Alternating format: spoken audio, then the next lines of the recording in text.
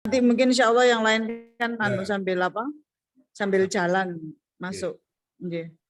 Assalamualaikum warahmatullahi wabarakatuh. Waalaikumsalam. Yang terhormat Pak Abimanyu di Nusantara selaku detaser kita, Bapak Ibu peserta detaser,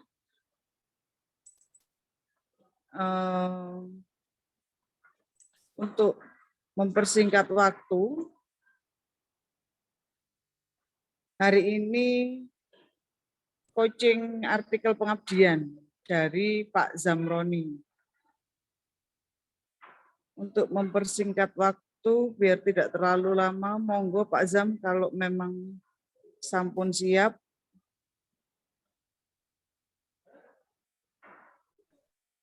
Pak Zam bisa share slide atau di-share slide kan Pak Samsi atau bagaimana Pak Zam?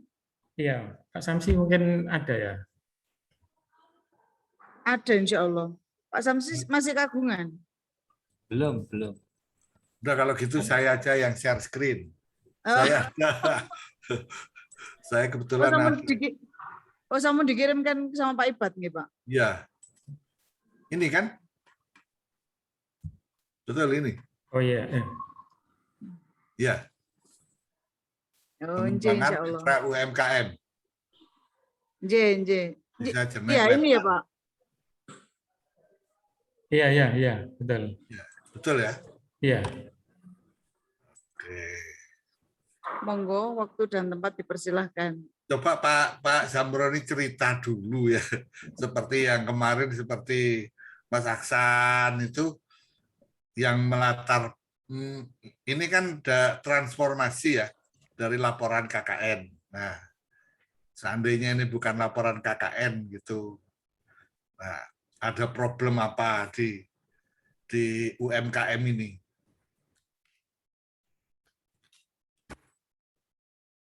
Monggo, silakan. Oh iya, terima kasih, Prof.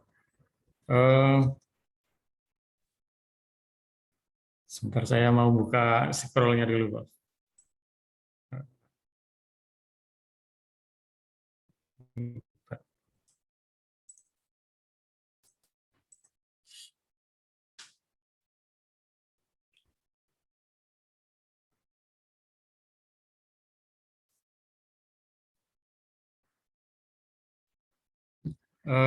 Lokasi KKN yang kami mitra dari KKN T39 itu adalah di Desa Jenek Wetan ya. Iya, Jenek Wetan. Kemudian ada aspek yang kita amati, yaitu aspek produksi, manajemen, dan pemasaran. 3 aspek ya. Ini ya, produksi, manajemen, pemasaran. Oke. Yang kelompok 1 sebenarnya juga sama. Jadi aspek produksi mereka masih sangat sederhana, kemudian manajemen juga demikian. Jadi sampai terkait dengan keuangan itu nyaris tidak ada data. Jadi hanya menggunakan ingatan. Ya.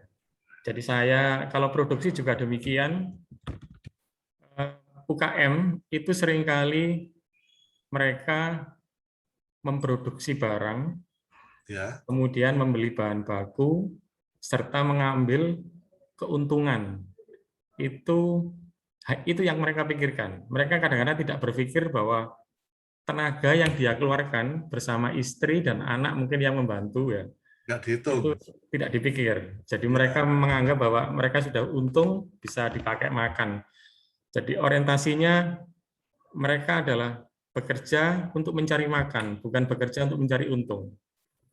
Ini yang perlu mindset seperti ini, jadi lama-lama mereka akan punah ketika mereka sudah menua, mereka sudah ada yang meninggal ya, itu punah. Jadi tidak menghargai tenaga dirinya sendiri.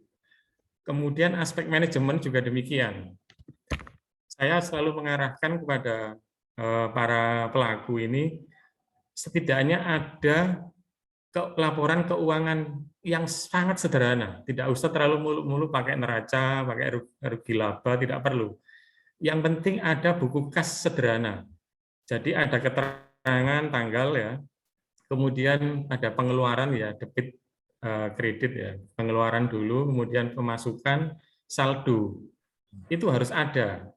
Jadi dalam 1 bulan mereka bisa memperkirakan, oh saya untung sekian, atau mungkin bulan ini saya rugi karena belum ada tagihan.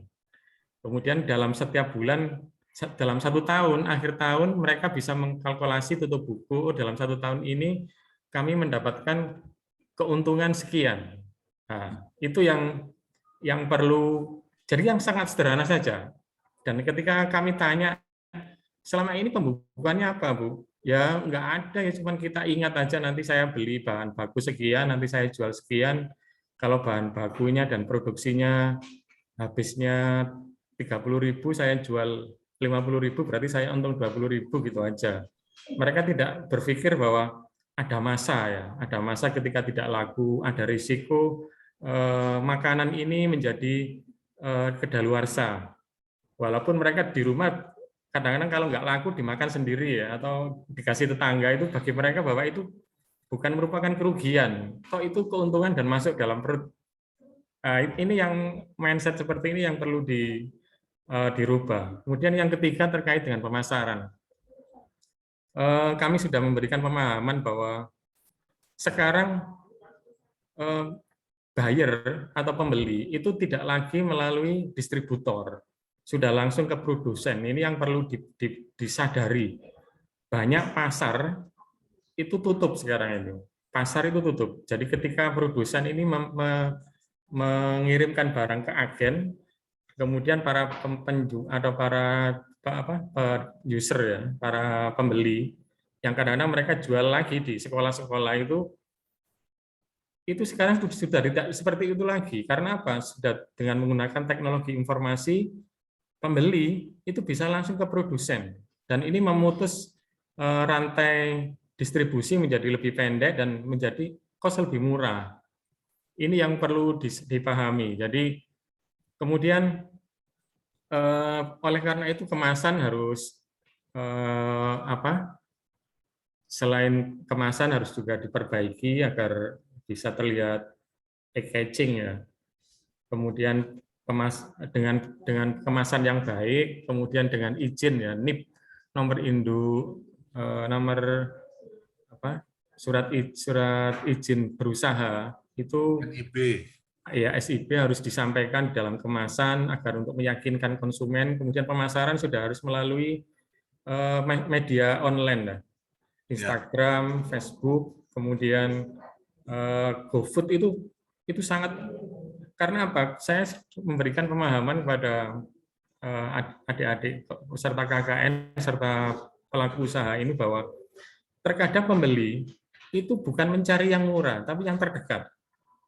Oh ini yang terdekat mana gitu, biar cepat, karena kadang-kadang mereka membutuhkan barang itu untuk hajatan ya, hajat sunatan, kawinan.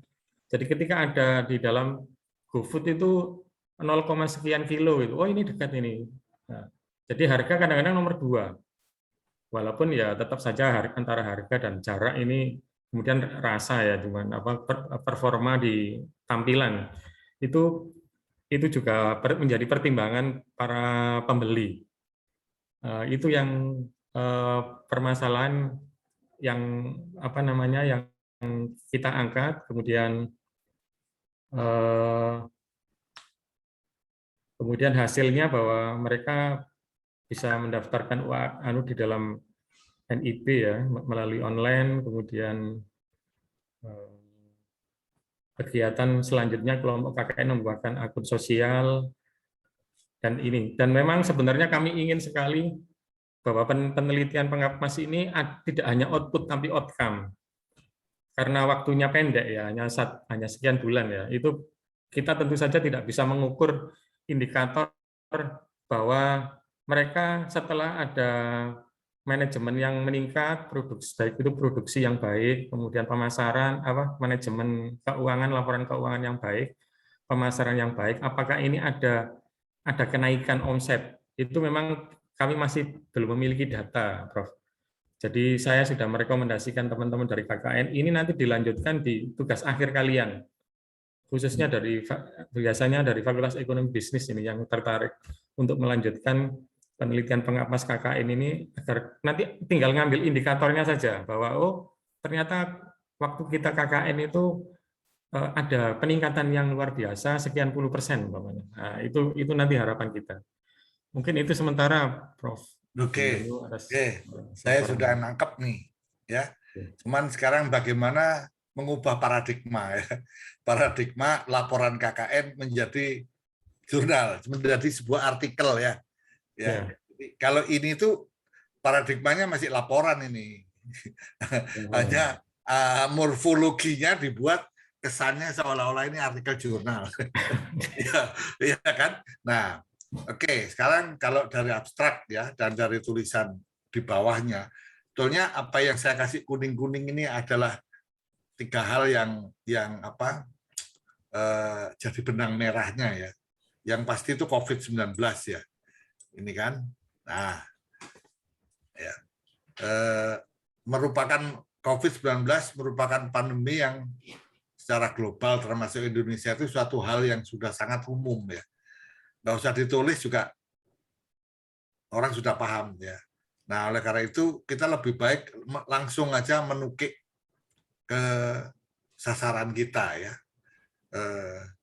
Misalnya COVID-19 yang apa ya berjangkit pada periode apa ya 3 tahun atau pada dewasa ini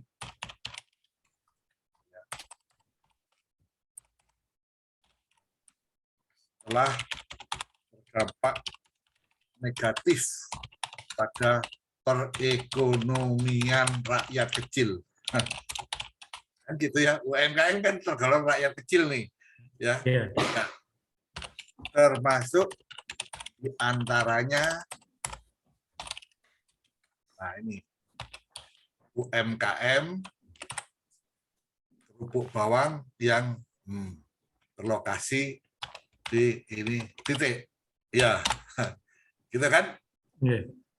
Ntar kalau kurang besar, nah permasalahan yang dihadapi langsung dihadapi oleh UMKM tersebut, dan UMKM lainnya kan hampir sama, ya. Setiap UMKM menghadapi masalah ini kan, karena apa? Karena mereka tradisional ya. Permasalahan yang dihadapi oleh UMKM tersebut yang dikelola secara konvensional apa tradisional ya? Konvensional aja lah ya. Konvensional. Gitu. Adalah ini. Adalah pada aspek ini kan produksi, manajemen dan pemasaran. Udah titik.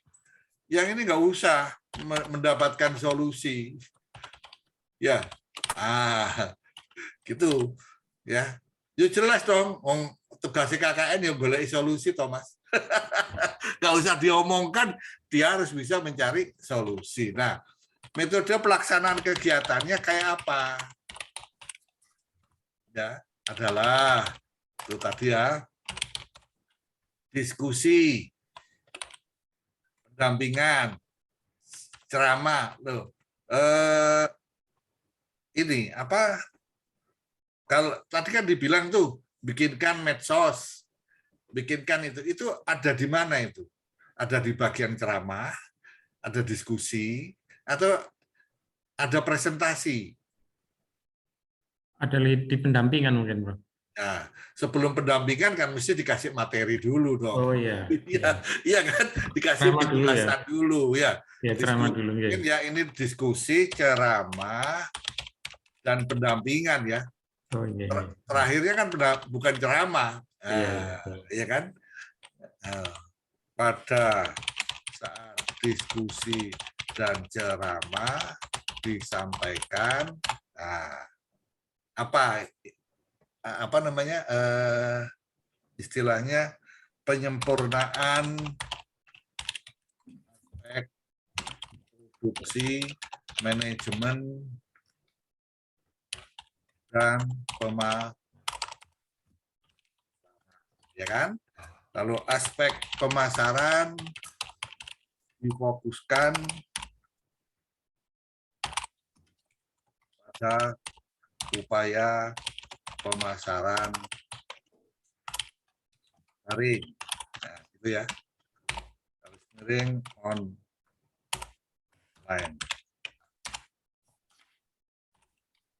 Nah, hasil bukan kegiatan KKN, nggak usah. Hasil kegiatan adalah, gitu aja. Hasilnya apa? Nih, ada nggak indikator ini? Bertambahnya kemampuan memasarkan, ya. Ini mestinya ya, ini kan 3 masalah ya, produksi, manajemen, dan pemasaran. Ya. Yang disebutkan hasil kegiatan di sini baru pada aspek pemasaran. Hasil dari produksinya apa? Apakah bertambah? Ya. Manajemennya apa? Jadi manajemennya pasti jadi lebih baik kan? Iya. Nah, sekarang produksinya. Memang hipotesanya karena kan apa namanya kalau indikator akhir kan karena kekurangan waktu, Prof ya. Jadi hipotesanya memang dengan adanya pemasaran online tentu saja produksi menjadi meningkat. Logikanya, iya. Enggak, maksud saya gini, KKN sudah berakhir, tapi bukan berarti jenengan itu nggak bisa kembali lagi ke desa, kan bisa secara inkognito, ya, ke desa tanya, Bu, pripun hasil sing wingi? Kados pundi? Lho kan bisa ditanya. Wong nggih Mas, riyen niku kerupuke cuma 3 kaleng niki saged kali doso. Nah, misalkan gitu. Nah, itu kan sudah angka itu. Iya. Terus niku pembukaannya dos pundi? Kan bisa dilihat. Dia sudah melakukan pembukuan loh. Jadi perilaku masyarakatnya sudah berubah belum? Itu namanya keberhasilan KKN. Kalau ditinggal KKN ternyata nggak berubah, ya itu namanya nggak berhasil kan gitu. Ya, jadi sebelum ada KKN, yaitu produksinya ya suka-suka, gitu kan.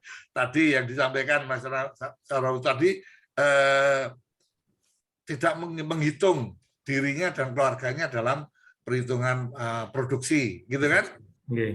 Tidak ada pembukuan. Nah, setelah ada KKN, setelah ditinggal, kita datangi lagi. Ya, nyuruh mahasiswa kan juga bisa. Ditanya aja, sudah ada nggak bukunya? Sudah jalan belum? Itu data itu sudah.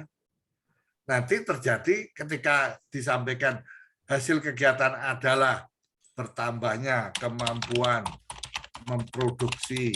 Kan misalnya gitu ya. Produksi, kemampuan manajemen keuangan, dan kemampuan memasarkan produk. Itu kan yang menyebabkan omset meningkat. Nah, coba kalau saya tanya, dari mana ada Mas Sambroni mengatakan omsetnya meningkat? Kan mesti ada data ya, sebelum dan sesudah. Benar nggak? Ya, betul. Nah, kalau misalnya dulu 100.000, sekarang jadi 200, kan omsetnya naik. Nah, omset naik itu kenapa? Kan bisa produksinya bertambah. Ya, produksinya bertambah. Kemudian pasarnya berkembang. Sehingga ketika unsur tenaga kerja si pemilik itu dimasukkan, memang ongkos produksinya naik. Tapi karena pasarnya bertambah, sehingga margin yang tipis, ya dikalikan dengan itu kan omset.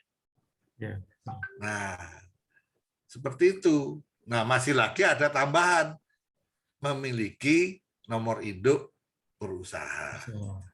Nah, simple toh ini. Jadi judulnya, ya, misalnya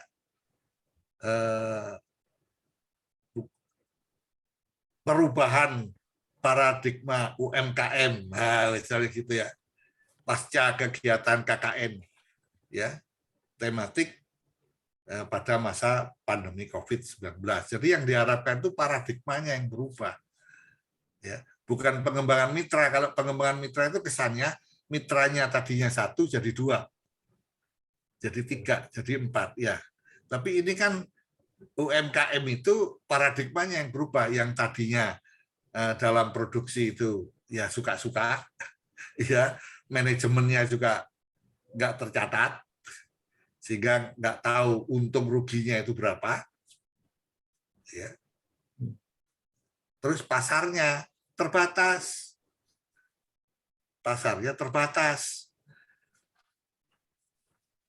Oke. Nah, sekarang melalui KKN tematik ini mau ditingkatkan, ya. Jadi kalau saya sih ini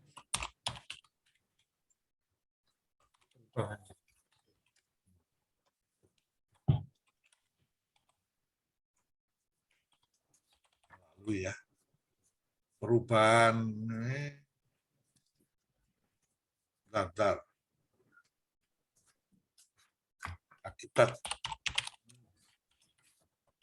Jadi kan jelas nih variabel independen dan variabel dependennya. Ya, kegiatan itu adalah independennya, paradigma itu dependennya. Ya, X sama Y-nya kelihatan kan. Mana yang mempengaruhi, mana yang dipengaruhi. Yang mempengaruhi kan kegiatan KKN. Yang dipengaruhi adalah paradigma. Nah, ini kok namanya mahasiswi semua ya? Namanya Mas Samroni nggak ada ini. Belum. Iya, ya. Nah, bisa juga ini namanya adalah nama dosen pembimbing.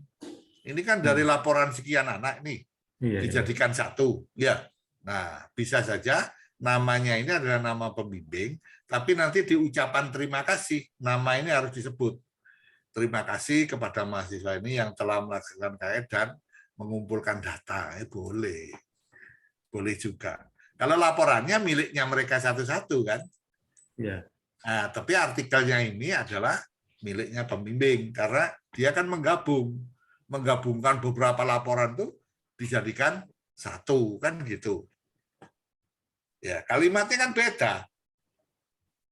Ya, jangan sama persis dengan laporan. Ya harus diubah kalimatnya, diparafrase namanya. Ya kalau abstrak bahasa Inggrisnya sih silakan ya. Ini menurut saya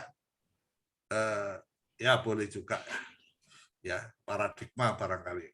Sebaiknya itu kalau membuat kata kunci itu yang tidak tercantum di judul, ya, sehingga kalau orang mencari, ya, kalau mencari judul pasti ketemu kan, tapi ada aspek lain, ya, mungkin di sini adalah apa, pemasaran online misalnya ya,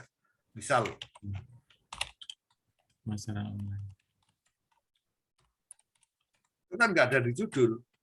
Tapi kalau orang mencari, searching, pemasaran online, bisa ketemu artikel ini. Ya, kalau mencari dengan judul paradigma, dia ketemu pasti. Kuliah kerja nyata, tematik, KKNT pasti ketemu ya. Pandemi COVID pasti ketemu. Nah, tapi yang lain yang kira-kira omset misalnya ya. Atau ini apa ini? Perusahaannya apa? Kerupuk. Iya, kerupuk bawang 6 saudara itu mereknya ya. Kerupuk bawang kan nggak ada. Kerupuk bawang ya. Iya kan nggak ada di judul. Nah kayak gitu. Kalau saya bikin apa NIB, nah misalnya begitu. Tapi artinya ini semua harus dijelasin, ya. Semua yang 3 hal nih ya, produksi, manajemen dan pemasaran sebagai metode harus dijelaskan. Gimana memperbaiki aspek produksinya. Nah, di bagian sini nih, metode harus disampaikan bagaimana cara Mas Zamroni memperbaiki produksi mereka. Penjelasannya apa? Dikasih penjelasan tentang apa? Bagaimana cara memperbaiki manajemen. Tadi ya pembukuan ya. Ya, pembukuan. Nah, pembukuan kan. Ini kalau saya baca nggak ada nih yang diceritain. Pembukuan. Lalu pemasaran online nggak ada penjelasannya di sini. Ya, jadi harus dijelaskan ya di metode. Nah, di tinjauan pustaka juga begitu. Ya, di tinjauan pustaka ya ada latar belakang, lalu aspek manajemen, aspek pemasaran. Nah, ada tinjauan online tinjauannya misalnya preferensi masyarakat dalam menggunakan GoFood. Itu kan pasti ada penelitiannya. Ya. Saya juga menggunakan GoFood toh. Padahal cuma mau beli kopi. Saya males keluar ya, sambil ngobrol gini saya pasang WA saya, ya kan, pesen kopi. Ya. Ini sambil bicara kopinya datang kan gitu. Jadi orang keluar tuh beli makanan, beli minuman tuh bukan semata-mata itu dekat, ya. Mungkin nggak berani keluar, kan gitu, nggak sempat keluar. Banyak ya yang menyebabkan preferensi masyarakat lebih menyukai online. Kedua, nggak antri barangkali ya. Ya, kalau pesan online kan nggak perlu antri. Tinggal sabar menanti aja. Iya kan? Sama nyiapkan duit ya. Nggak perlu mikir parkir, nggak perlu mikir ini, itu. Udah, datang. Nah, itu tolong diulas. Ya, di tinjauan pustaka, di metode. Lalu hasilnya seperti apa? Hasilnya gampang. Sebelum dan sesudah itu aja dibikinkan tabel. Ya. Ya. Nah, di sini. Ini ujuk-ujuk mendaftarkan mitra ya. Padahal tadi kan NIB itu kan terakhir ya. Ya kan? Ya, yang produksi mana, yang manajemen yang mana, yang pemasaran mana. Nggak ada hasilnya. Jadi misalnya dibuatkan tabel aja. Ya, sebelum, sesudah. Ya. Misalnya aspek produksi. Sebelum itu apa? Ya. Produksi misalnya tadi ya jangan asal gitu misalnya ya produksi misalnya kalau kerupuk itu satuannya apa misalnya 100 buah setelah ada ini misalnya dia naik jadi 150 misalnya gitu lalu dari manajemen sebelumnya bagaimana sesudahnya bagaimana misalnya sebelum tidak ada pembukuan keuangan sesudah ada ini pembukuan tertata dengan rapi sekalipun baru pada tahap dasar. Sehingga keuntungan dapat terdeteksi ya. Lalu dari manajemen lagi ongkos produksi pelaku usaha sudah dimasukkan sebagai bagian dari biaya produksi ya. Jadi selaku pemilik dia dapat honor ya. Anaknya yang dipekerjakan juga dapat duit. Nah, itu kan masuk ke ongkos produksi. Nah, ya. Tapi karena ya, kemudian pemasaran tadinya tatap muka lewat warung, kan gitu kan. Setelah ini terjadi online melalui Twitter, melalui ini. Nah, terus hasilnya kayak apa? Itu data itu ya. Jadi data itu tidak harus bersifat kuantitatif. Ya. Kalau ada ininya capture ya, screen capture-nya, misalnya pesanan lewat Twitter, ya pesanan lewat GoFood, nah, ditempelkan ini hasilnya.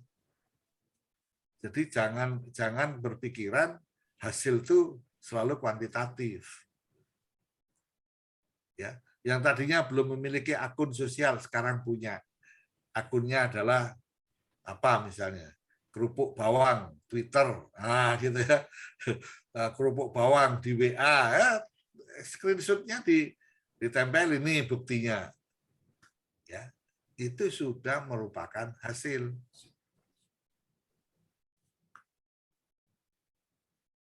Oke, paham ya? Oke. Nah, tadi kalau mau lebih dalam lagi, coba didatangi. Pripun.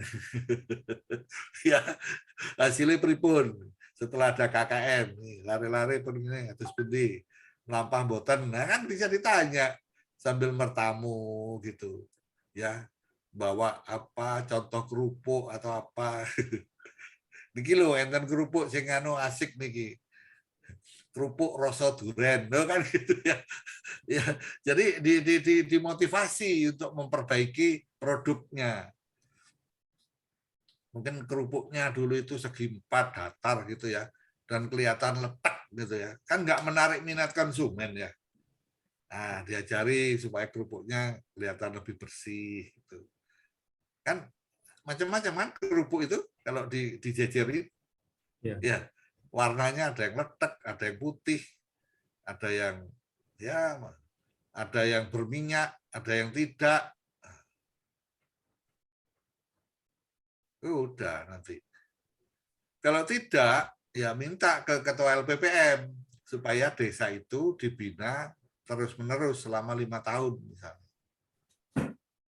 Ya, sampai UMKM-nya itu bukan hanya UMKM kerupuk bawang ini. Ya.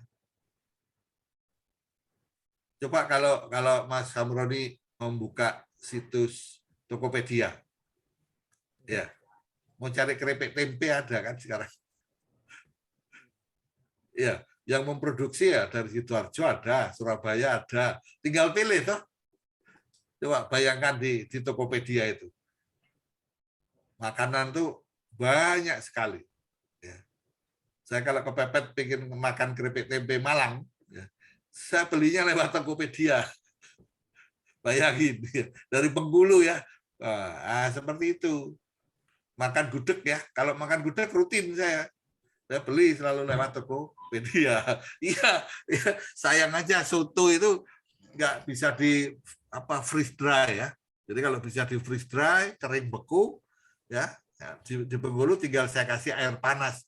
Jadilah soto mana namanya, stasiun Gubeng. Nah, gitu kan.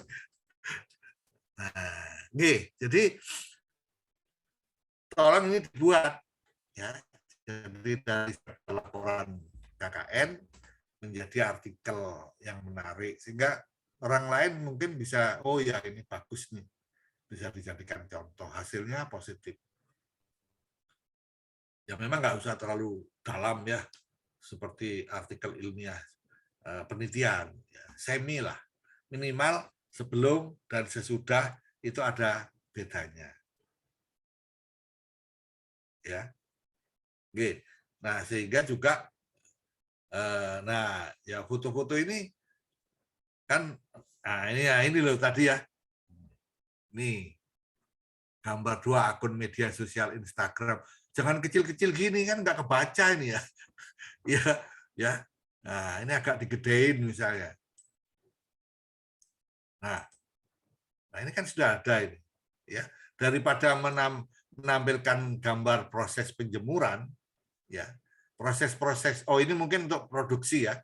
Nah, kalau untuk produksi yang apa namanya agak seperti ini ya, agak apa ini? Ini menjadi orang ya apa, waduh koyoknya ini tonggai kerupuk agak sidual. Iya kan, ini juga ya. Wah ini juga awal ngenes ini kalau orang lihat jenis gini, waduh nggak jadi beli. Mendingan yang ini aja, lokasi penjemuran ini ya, penjemuran keripik tempe gitu ya. Jadi jangan menampilkan sesuatu yang membuat orang itu kehilangan daya tarik ya. Ya sama dengan makan ya di restoran. Jangan melihat dapurnya ya. Lihat dapurnya nggak kolu.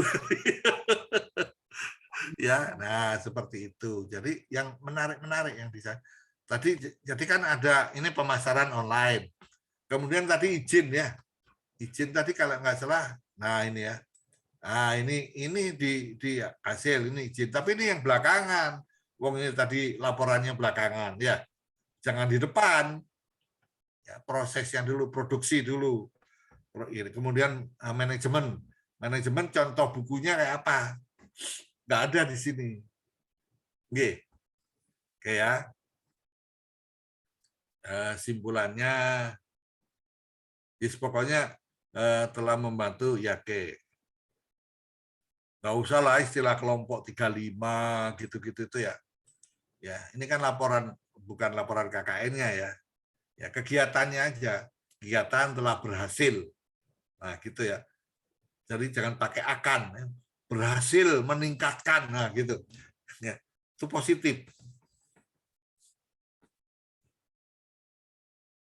Nah, kalau ucapan terima kasih ya LPPM, UMKM. Ya tadi, kalau mahasiswa nggak dimasukkan, nah mahasiswanya dimasukkan di sini. Terima kasih pada mahasiswa yang sudah. Jadi saya kalau ngajak mahasiswa ya kan penelitian saya itu saya bagi menjadi 5. Dilakukan oleh mahasiswa. Nah, saya punya laporan lengkap yang tidak tiap mahasiswa punya.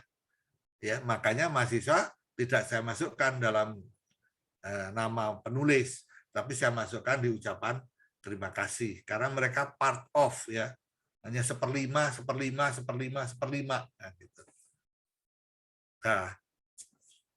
Nah, pustakanya jelas kurang nih. Ya. Nah, ini nggak usah ini laporan kelompok gini-gini ya. Kurang ini. Jurnalnya cuma 1, 2 ya. Cara nulisnya juga tidak standar ya. Coba nanti diperbaiki ya cara penulisan kepustakaan. Ya, jadi ubahlah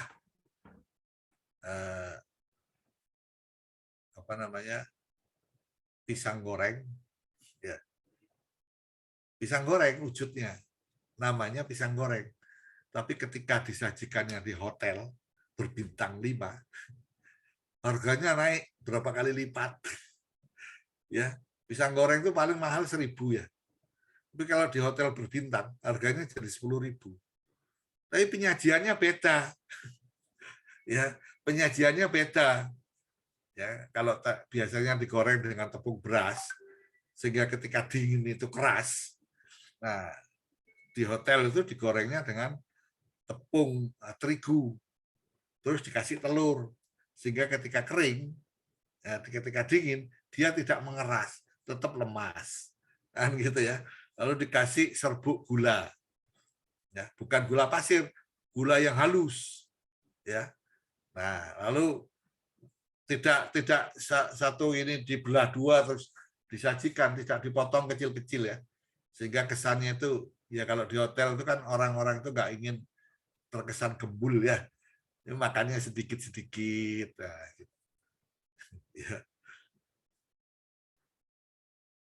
Gitu ya, Mas Zamroni bisa menangkap ya apa yang saya sampaikan. Bisa, Bro. Sehingga nanti ini jadi seksi. Datanya sekali lagi cukup sebelum dan sesudah. Oke. Lalu dilengkapi dengan foto-foto. Tabel ya. Ya, tabel tadi hanya sebelum, sesudah. Dan sesudahnya. Ya, sebelum, sudah. Lalu aspeknya apa saja. Lengkapi dengan foto-foto. Udah bisa terbit. Sudah memenuhi syarat ya. Syarat minimal. Ya, syaratnya. Artinya kalau kita menyampaikan sesuatu itu ada faktanya, ada buktinya ya. Dan urut ya, antara di apa yang diabstrak, ditinjau pendahuluan, ya, lalu dia pelaksanaan kegiatan dan di hasil. Itu satu kesatuan ya. Ada benang merahnya. Kalau di atas bilang ada 3 aspek tadi, ya di pendahuluan 3 aspek itu yang diangkat. Di pelaksanaan kegiatan ya di 3 aspek itu. Simpulannya ya mencakup 3 aspek itu.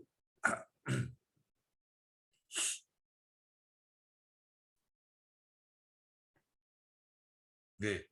Terus ya nanti kalau ngajukan jangan sampai ada salah ketik ya. Nih misalnya terima kasih huruf A-nya hilang. Ya, jadi dibaca lagi jangan sampai jangan artikel itu dikembalikan gara-gara ada salah ketik ya. Lalu ikuti formatnya. Kalau ini ditujukan kepada jurnal pengabdian umaha, ya ikuti struktur penulisannya, diikuti kayak apa maunya. Kalau mau dikirim tempat lain, ikuti, ya. Jangan berharap nanti dibetulkan oleh editor, enggak ya. Editor nggak punya waktu, nggak sesuai dengan ini ketentuannya, kembalikan langsung, tolak. Gitu ya. Rata-rata jurnal sekarang itu tidak menolak substansi ya. Cuma substansinya diminta ditingkatkan. Itu bahasanya ya.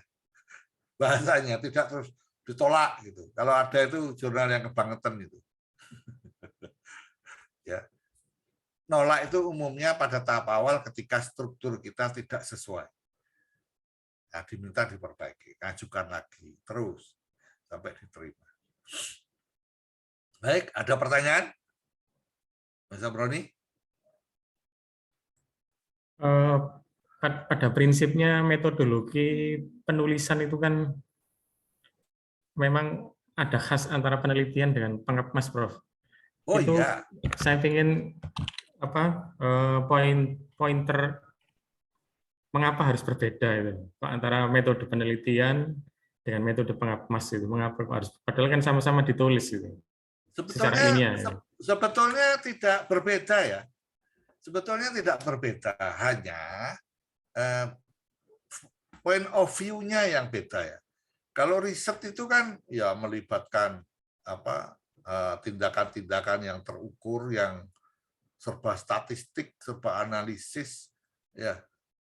Nah, kalau ini kan tidak. Ya. Yang kita lakukan kan apa yang kita kerjakan di tengah-tengah masyarakat kan. Tidak harus selalu dianalisis secara statistik, pengambilan keputusannya berdasarkan hipotesis, kan tidak. Ya, tapi pada dasarnya sama dalam melakukan kegiatan tuh. Coba kalau di metode pelaksanaan kegiatan itu, penelitian maupun pengabdian, yang dikemukakan nomor satu apa? Apa coba? Yaitu waktu dan tempat kan? Ya, di mana ini kegiatan ini dilaksanakan? Kapan? Dari bulan apa sampai bulan apa? Kan gitu. Ya. Terus menggunakan apa saja? Apa yang dipakai di situ? Mungkin LCD. Ya, kalau untuk ini kan ceramah. Apalagi alat-alat untuk buat kerupuk dan seterusnya. Lalu pelaksanaan kegiatannya seperti apa? Kalau di penelitian barangkali ada eksperimental desainnya kayak apa, metode analisis datanya kayak apa, metode pengumpulan datanya kayak apa, ya, reliabilitas kuesionernya kayak apa. Ini kan enggak pakai kuesioner, tidak wajib kan? Ya, kalau ada, alhamdulillah, ya, seperti yang saya lakukan dulu. Setelah saya bisa transformasi dari kegiatan pendampingan jadi jurnal ilmiah penelitian. Ya. Jadi pada dasarnya nggak ada bedanya. Nggak ada. Foto di penelitian ada menampilkan foto. Misalnya foto keragaan tanaman yang dipupuk dengan yang tidak. Kan gitu kan? Ya. Iya, pada dasarnya sama. Ya, nggak ada beda. Bedanya ya tadi hanya yang dilakukan apa, gitu aja.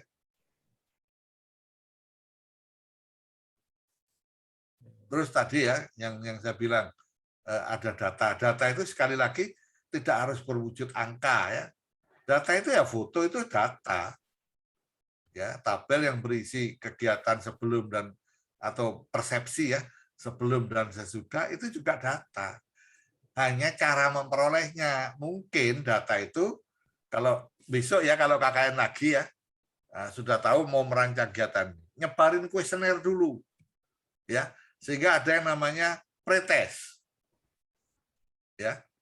Misalnya pemahaman UMKM terhadap aspek produksi, aspek manajemen dan aspek pemasaran ya. Sampaikan dulu mereka, suruh nyentang aja. Nah, setelah ada kegiatan, sodorkan lagi kuesioner yang sama. Nanti kan berubah persepsi. Dulu nggak ngerti masalah produksi, sekarang jadi ngerti. Ya, dulu 80% responden menyatakan tidak paham tentang produksi. Sekarang 90% responden menyatakan memahami tentang aspek produksi. Kan sudah data itu. Ya, dan seterusnya dan seterusnya. Nah, teman-teman ilmu sosial yang lebih paham tuh ya, mengukur yang seperti itu. Jadi sebetulnya nggak ada bedanya, hanya kegiatan pengabdian, kegiatan KKN itu bisa diterbitkan dalam jurnal pengabdian. Kalau memang data kuantitatifnya, metode yang dipakai tidak terstruktur, seperti halnya penelitian, ya, letakkan di jurnal pengabdian. Tapi kalau punya data kuantitatif yang cukup, cara pengambilan datanya terstruktur, ada analisis data, hasil pengabdian tadi bisa diterbitkan di jurnal penelitian. Nah, gitu loh. Ya. Kegiatannya sama pengabdian. Kegiatannya sama. Ya, yang kemarin nggak tahu ya, waktu itu mungkin belum hadir ya Mas Amroni ya. Udah saya tunjukin kegiatan pengabdian saya terbitnya di jurnal penelitian. Ya.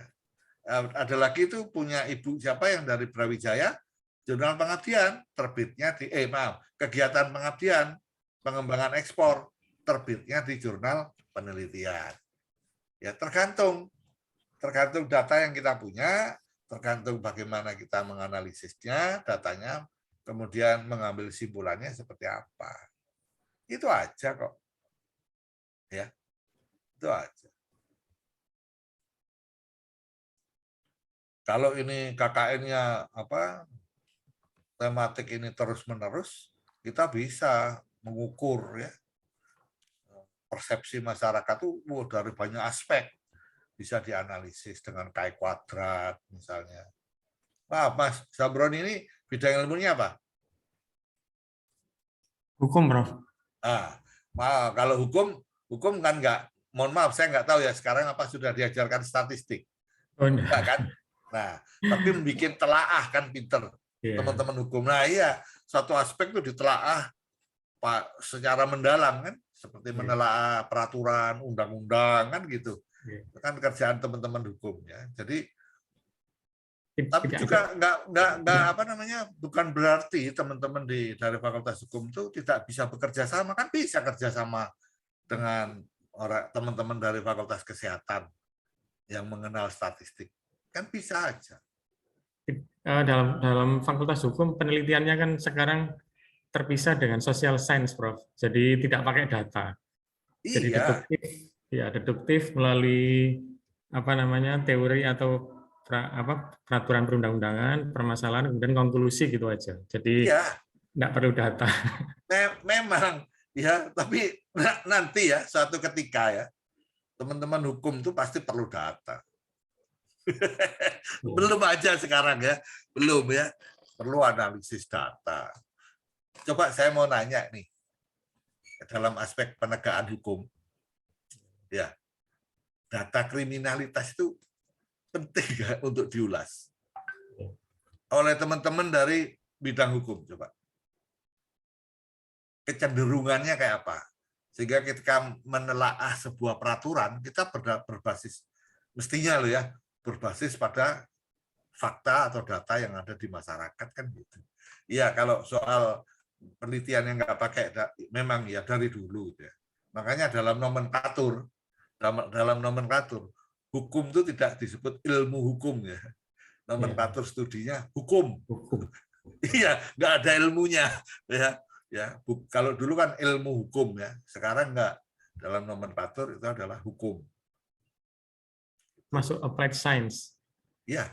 Jadi bukan vokasi tapi masuk applied science. Itu yang uniknya hukum sana, Bro. Jadi kalau ilmu bukan terapan, vokasi tapi terapan ya. Ya, terapan itu tidak selalu vokasi. Ilmu pertanian itu sebetulnya terapan, ilmu komputer itu terapan. Ya, jadi applied science itu tidak selalu vokasi. Ya, cuman kalau di perguruan tinggi universitas itu yang dikembangkan adalah aspek akademik. pengembangan teori, penemuan baru, itu aspek di akademik.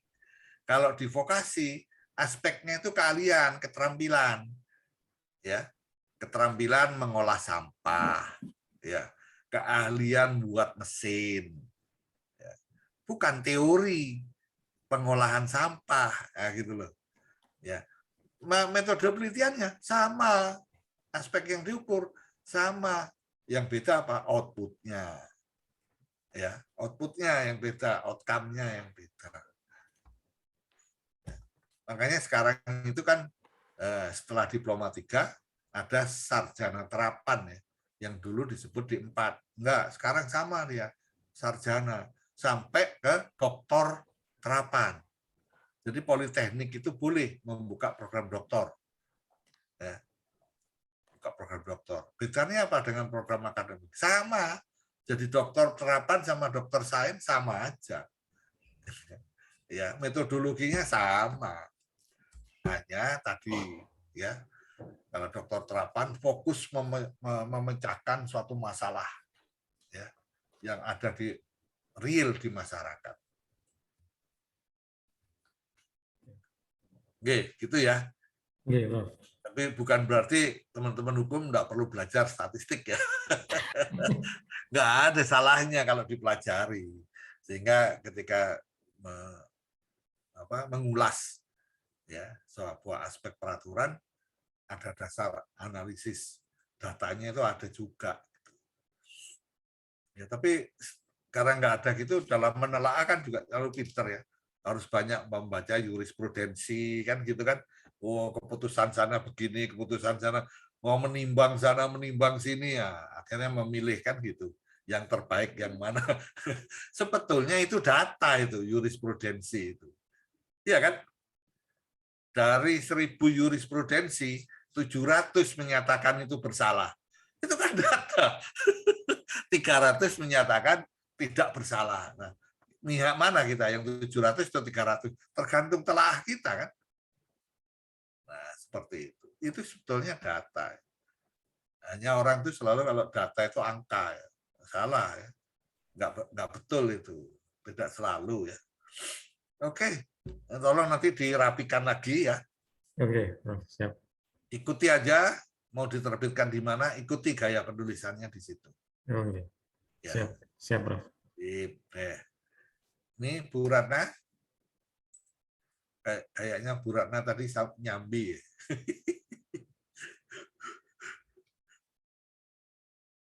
Mana Bu Ratna? Bu Ratna. Assalamualaikum, Prof. Wah, waalaikumsalam warahmatullahi wabarakatuh. Gimana? Boleh tanya, Pak Abi? Boleh. Siapa yang larang?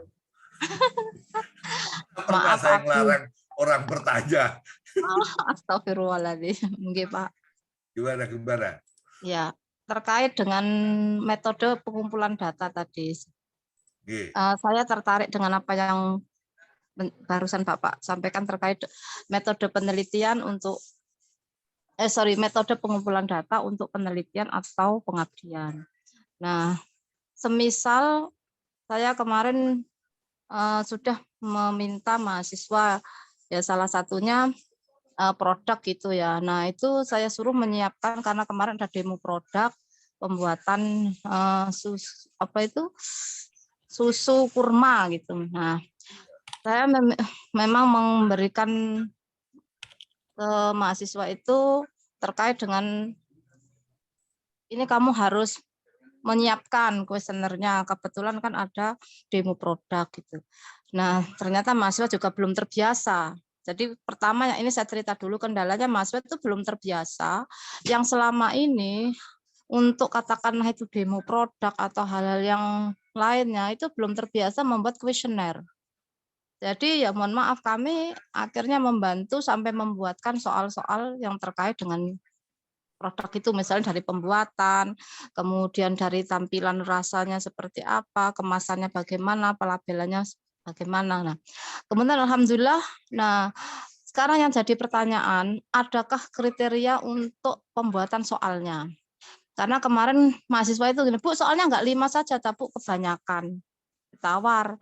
Dan nanti bagaimana mengolah datanya soal kok cuma 5 gitu. Mungkin 5 pada sub produk, kemudian untuk materi berikutnya kan ada marketing, ada produksi, itu 5 kan sudah 20 soal saya bilang gitu. Nah, ternyata kendalanya belum terbiasa. Yang kedua, untuk datanya itu kan misalnya kemarin tuh pilihan ganda begitu. Jadi rasanya misalnya kurang manis, terlalu manis, dan itu misalnya Prof. Nah, adakah aturan untuk pembuat apa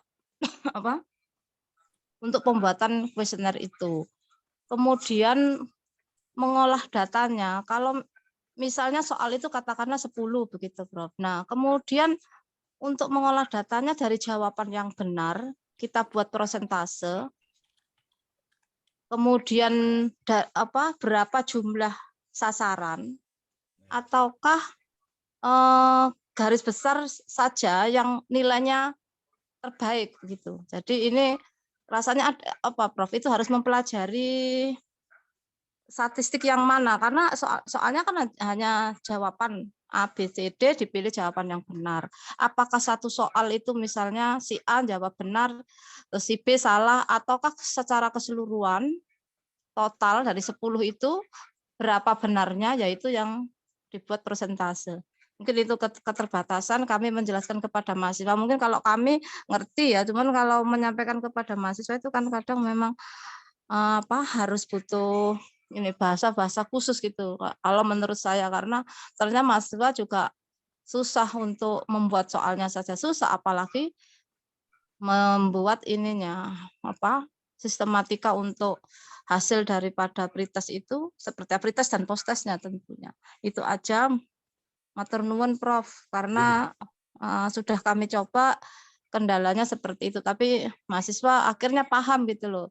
Oh, harus ada ini gitu. Itu kan yang ternyata penting juga untuk metode pengumpulan data pada pengabdian pada masyarakat. Matur nuwun. Ini saya sambil tadi ngasar di Fakultas Hukum juga.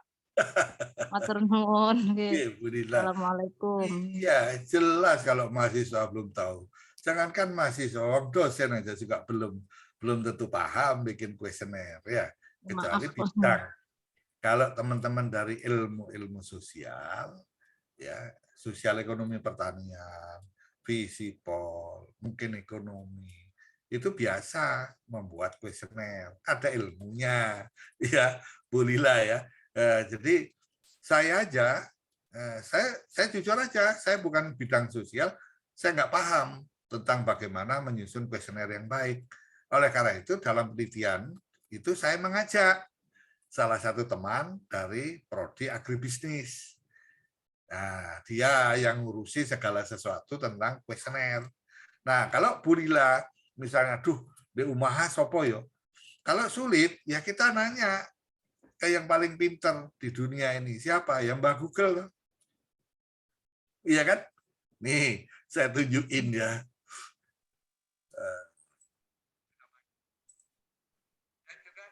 Sudah bisa dilihat, Bu Lila?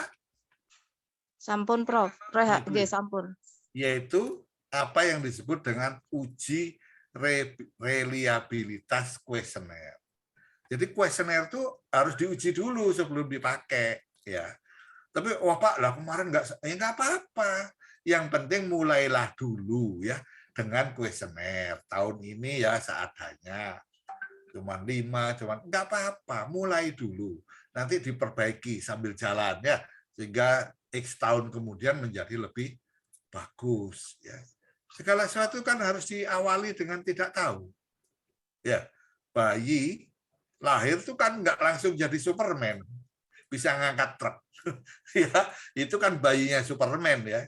Ya, kalau bayi orang Indonesia mana bisa ngangkat truk, orang mengkurap aja nggak bisa. Nah, kayak gitu loh. Nah, ini ada ini. Ya, reliabilitas kuesioner bertujuan untuk menunjukkan sejauh mana kuesioner penelitian yang digunakan dapat diandalkan ya. Jadi reliabilitas itu dalam bahasa Indonesia itu keandalan. Artinya kalau kita menanya 100 pertanyaan atau 10 pertanyaan, 9 itu pertanyaan itu sifatnya benar ya. data yang dihasilkan kurang lebih seperti yang diharapkan. Ini metodenya macam-macam. Nih, salah satu diantaranya dengan Cronbach Alpha. Ibu klik aja itu, ya banyak nih. Validitas reliabilitas kuesioner, ini PDF.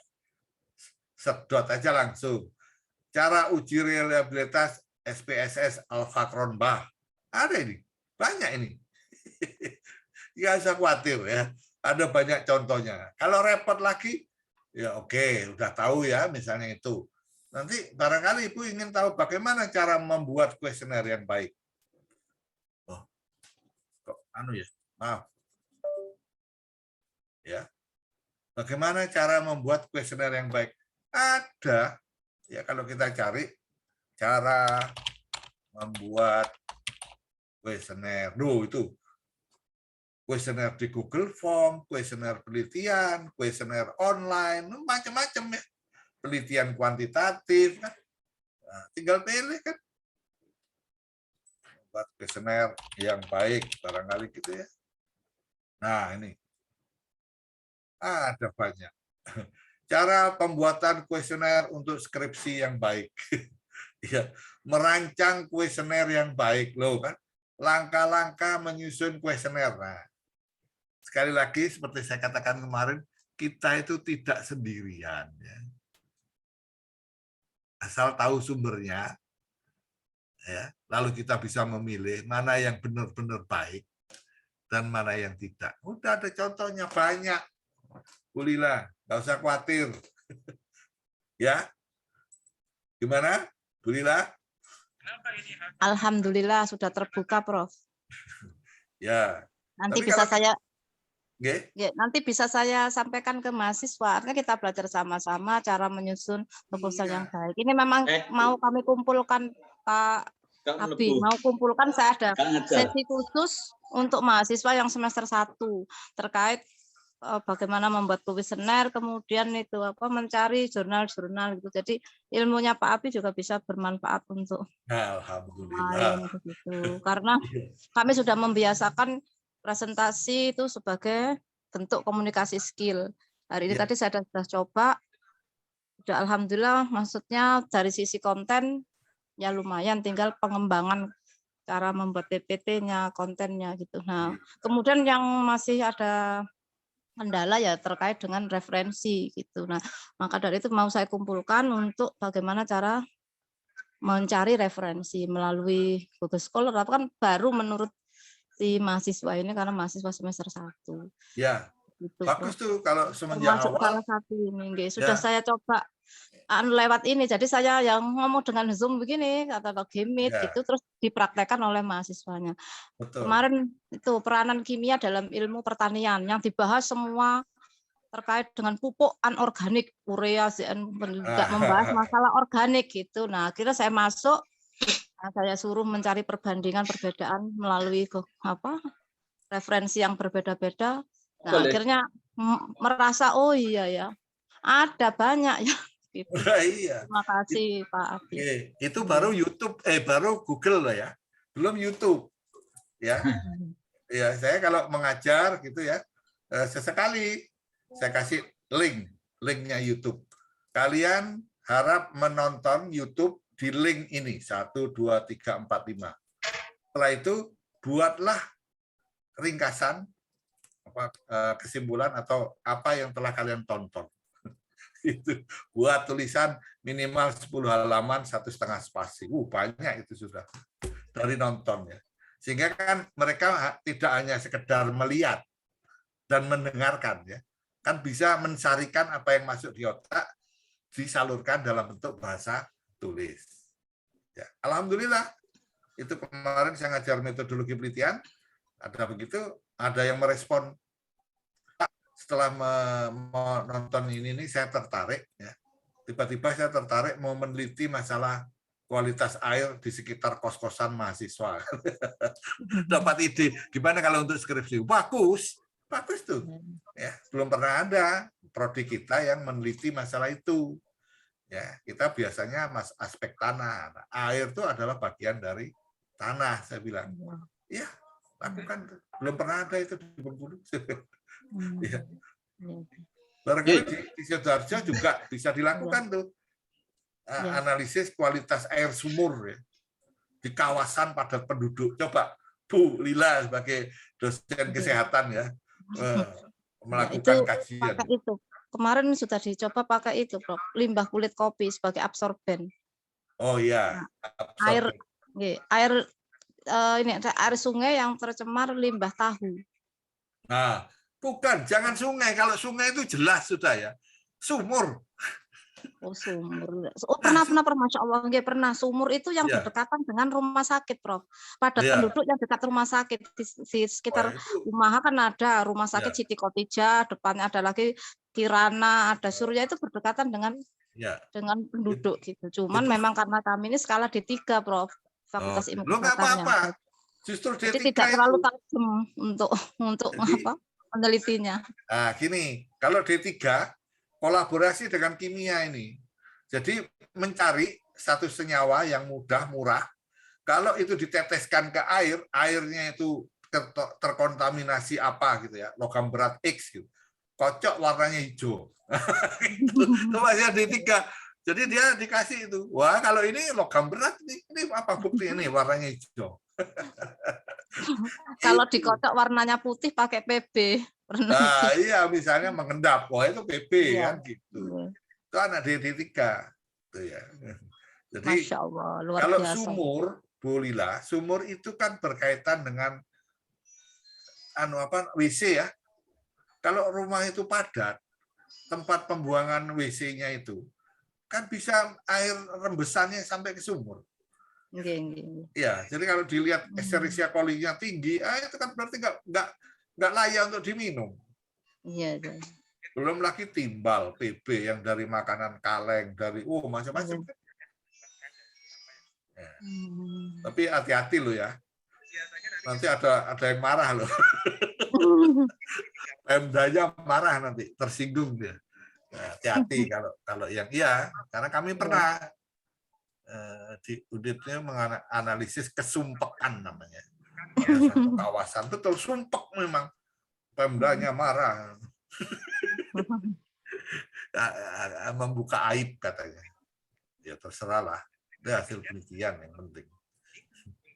Jadi, nah itu tadi ya Bu Lila, jangan usah khawatir kalau kita mau terjun ke ilmu sosial. Ya kalau ada partner kita bisa tanya pada partner, kalau nggak ada ya kita punya kakek yang sama, Mbak Google ya.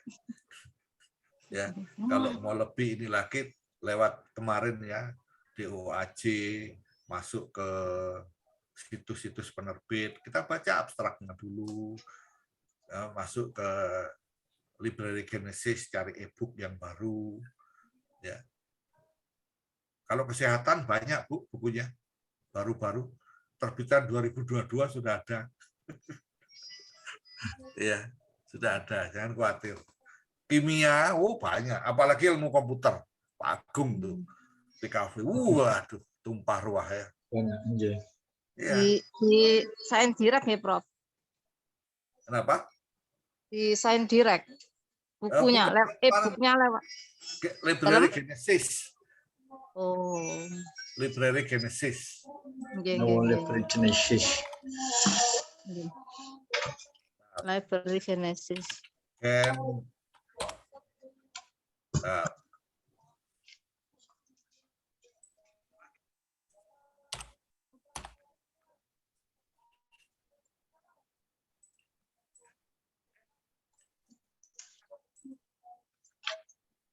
Nah ini dia.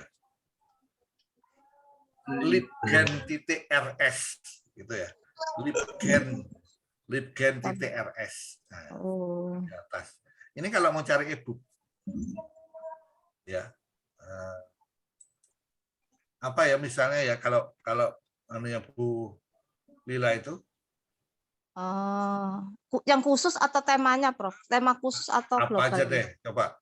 Atau microbiology. Misalnya apa? Biologi pangan. Food. Biokimia pangan, sorry maaf. Biokimia pangan. Food. Biochemistry. Nah, saya ada 34 Nah, kalau year yang ada di kanan ini, ya, saya klik. Nah, ternyata buku yang terakhir yang ada di sini terbitan 2019. Food Frying, Chemistry, Biochemistry, and Safety. Ini kan goreng. Frying itu kan penggorengan makanan. Nah, ini ditinjau dari aspek kimia, biokimia, dan keamanan. Apa yang nggak ada? Polyphenolic food sources, biochemistry, and health benefits. Ya. Jadi sumber makanan yang banyak mengandung polifenol, biokimianya, keamanannya, keuntungan, kelebihan dari sisi kesehatan. Ya, untuk aspek ini food biochemistry 2019. Kalau mungkin biochemistry secara umum ya. Ini ada 2021. Review of Physiology, Biochemistry, and Pharmacology. Mungkin ada salah satu artikel di review ini tentang biokimia pangan, mungkin ya. Ya, kalau dibuka, di-download. Saya paling senang membaca review. Review of Microbiology, Review of Biochemistry, itu selalu saya baca itu. Karena itu adalah pandangan seorang tokoh tentang mikrobiologi ya. Nanti bisa dapat seperti yang kita harapkan, bisa juga tidak. Oleh karena itu ya rajin ya, tekun ya, ulet ya. Ya, suatu ketika ada review tentang biokimia pangan, tentang DKV, macam-macam. Ini 2021 ini, Bu. Waduh, berapa banyak ini coba. Antioksidan and food. Ya. Amino acid, biochemistry and nutrition loh. New frontier enggak ini. Advances in medical biochemistry, genomic, physiology, and pathology. Nah ini. Biochemistry ya, short course. Mungkin ilmu biokimia yang di negara sana itu berkembang udah enggak karu-karuannya. Yang kita nggak bisa lagi mengejar ya. Saya kalau membaca kimia itu ya, ilmunya Mas Koirul ya, chemistry gitu. Baca itu udah nggak ngerti saya. Ya mungkin karena saya lama nggak belajar ilmu kimia ya. Udah nggak ngerti saya. Apa sih yang dibahas kimia zaman sekarang? Udah nggak kayak gitu. Nah itu Bu Lila. Jadi setelah klik itu masuk di LibGen, kemudian di search itu buku apa yang kita cari kan ngaten nggih, Prof. Nggih, itu langsung keluar yang banyak ini ya. Iya. Ini ya saya ketik lagi ya misalnya chemistry. Itu ya. Saya search jreng. Nah, lalu year ini yang saya bunderi ini pakai kursor. Ini saya klik, maka dia akan diurut. Nah, ini. Nah, ini dia 2021. Medicinal Chemistry for Practitioner. Nano Pharmaceutical. Nah, ini lihat nih. Chemistry, the molecular nature of matter and change. 2021. Ya. Banyak kan? Ini mungkin untuk Mas Sambroni mau baca law ya.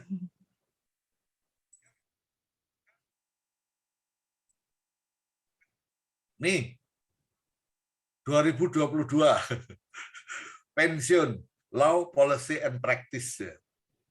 Ini tentang pensiun. Saya yang mau ngadepi ini pensiun tahun depan. Ada tentang hukum, kebijakan dan prakteknya. Ini tadi yang saya bilang statistik ini ada algorithmic governance and governance of algorithmic legal and ethical challenges. Ini bicara algoritma ini, ilmunya Pak Agung nih. Bicara algoritma, tapi dari sisi hukum dan etika ya. Coba The Cambridge Handbooks of the Law of Algorithm. Ya. Buku pegangan tentang algoritma, ya, hukum dari algoritma. Coba, ini bersentuhan ini, ilmu hukum dengan algoritma. Ya, nah kayak gitu. Dari sini aja ya, kalau Ibu dan Bapak nyuruh mahasiswa, satu orang suruh ngumpulin 3 aja. Dengan catatan judulnya nggak boleh sama. Nanti kalau ada yang sama, jadi kalau yang pertama itu 3 judul ABC, lalu mahasiswa kedua mengumpulkan BCD, yang BC tolak, cari lagi yang lain gitu. 3 kali 30 mahasiswa udah 90 ya untuk prodi, lumayan dah satu kali run. Ya, ini banyak, ya nggak usah khawatir. Nah, ya jadi apa ya kalau di kafe itu Pak Agung tuh visual desain apa desain komunikasi visual ya, communication ya kira-kira kalau visual communication ya, mudah-mudahan ada.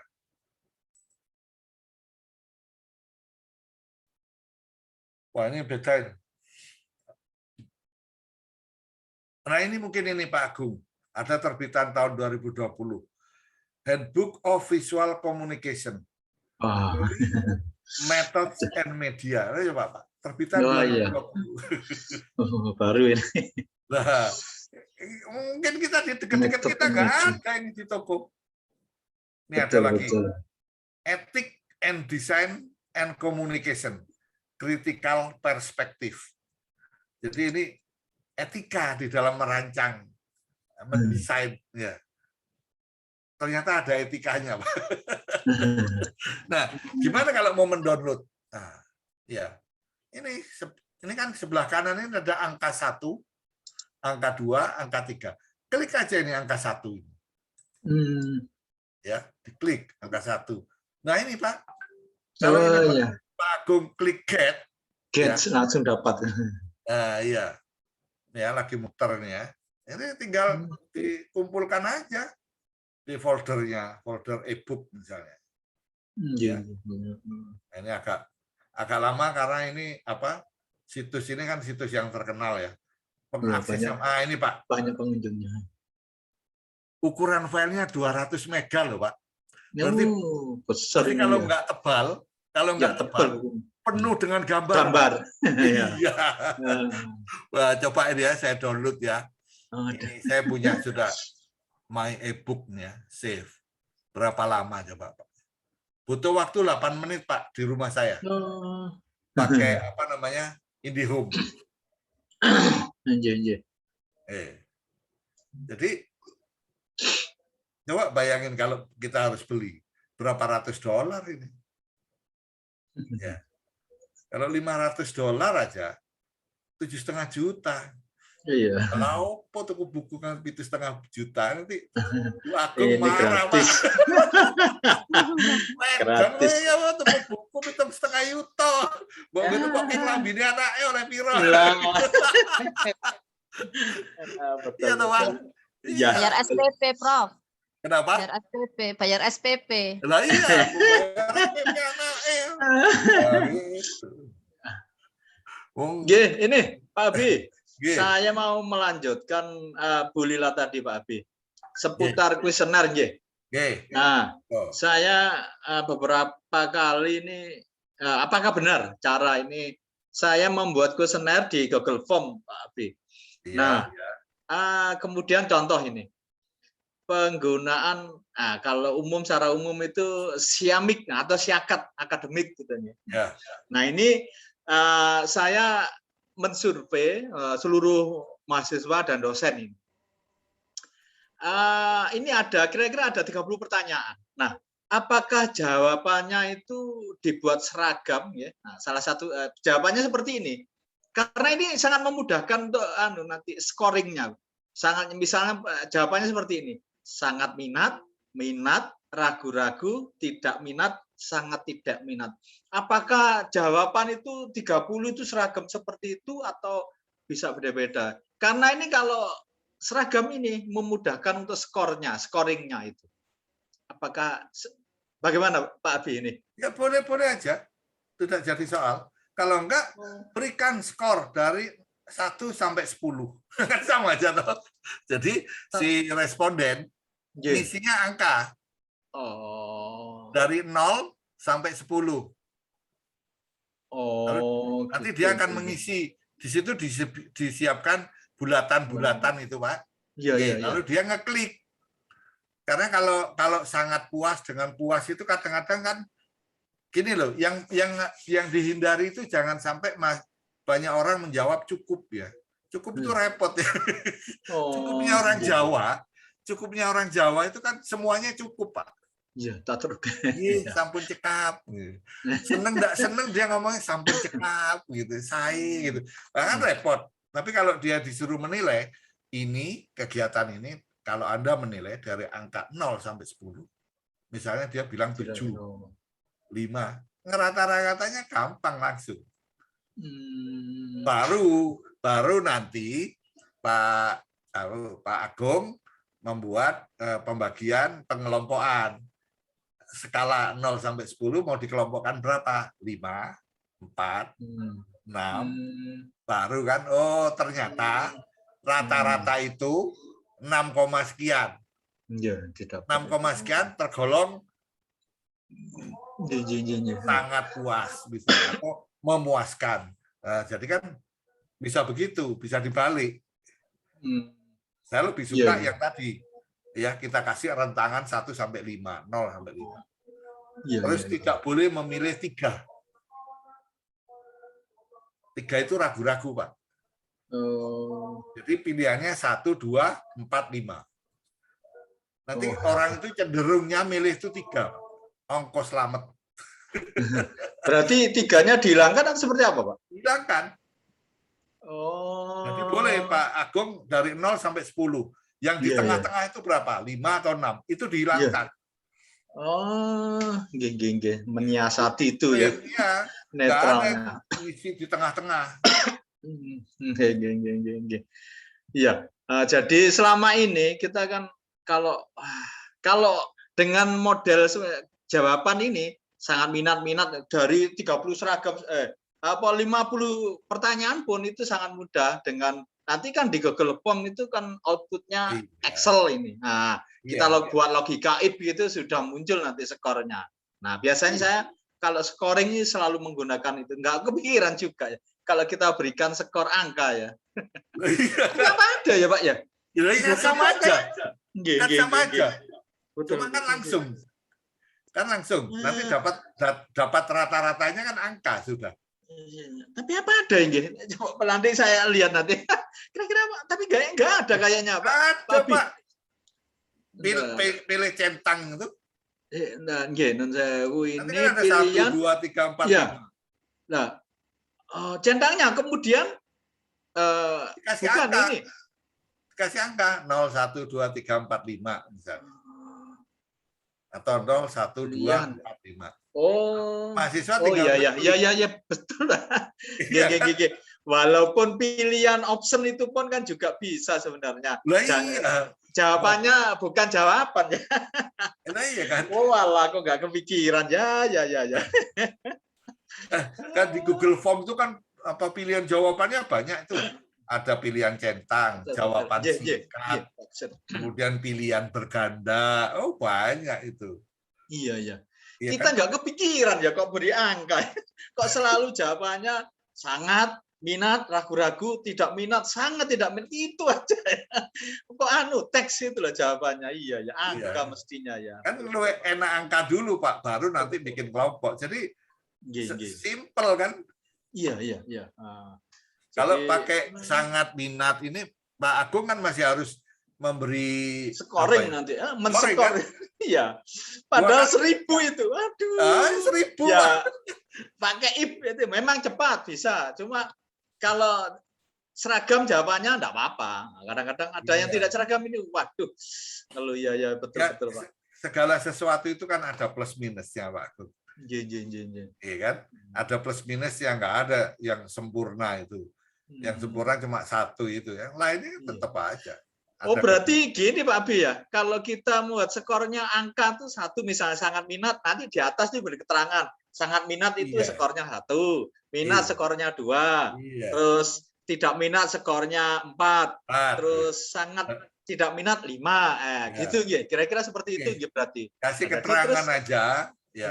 Keterangan di atas gitu ya.